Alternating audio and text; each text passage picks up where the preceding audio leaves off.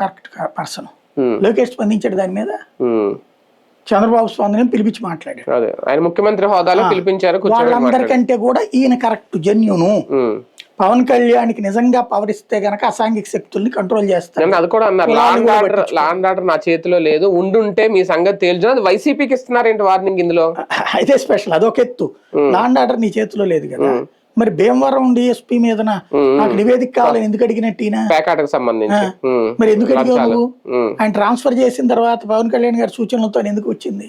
అదే కదా, ఆయన ఏది కావాలంటే అది మాట్లాడతాడు. నేను చెప్పాను కదా, ప్రతి దాంట్లో వ్యూహం ఉంటది. కాకపోతే ఆయన వ్యూహంతో పాటు ఆ వ్యూహం ప్రజలకి అర్థం కాలేదని ఆయన అనుకుంటున్నాడు. బానే ఉంది, సరే నా బోట్ వాళ్ళకి ఒక అవగాహన వచ్చింది, అది ఒకటి అనిపిస్తుంది. కాకపోతే పాయింట్ ఏంటంటే, మనం రాసిన పరీక్షకి మనం మార్కులు వేసుకోం. చంద్రబాబు గారి ప్రోగ్రెస్ రిపోర్ట్ లాగా మనం రాసిన పరీక్షకి మార్కులు వేసే జనం. ఈ ఇష్యూలు నేను ఫస్టే చెప్పినట్టుగా, ఇదివరకు ఆడెవడో రేప్ చేసినోడు తర్వాత చెరువులో పడి చచ్చిపోయాడు. దట్ ఈజ్ లాకప్ డెత్ కాదు, పోలీసు ఎన్కౌంటరే.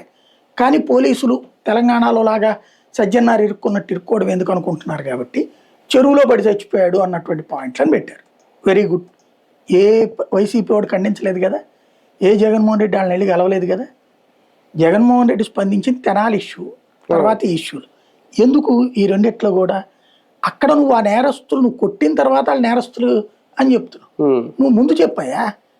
అంతకంటే దుర్మార్గంగా మాట్లాడి చింతమనేని ప్రభాకర్ ఏకంగా ఇదే పట్టుకుపోయాడు, బుల్డోజర్ ఎత్తు కొట్టానికి పోయింది కూడా అలా సొంత కార్యకర్త మీద. మరి అంతకంటే క్రూరం ఇంకే ఉండదు ఒక ఎమ్మెల్యే అయ్యి ఉండి. నువ్వు స్పందిస్తున్నావా? జేసీ ప్రభాకర్ రెడ్డి అక్కడ వెంట పడుతున్నాడు, చివరికి అదేది పోలీస్ స్టేషన్ ముందు స్నానం చేస్తున్నాడు. ఏంది అది? అఖిలప్రియ ఏంటి?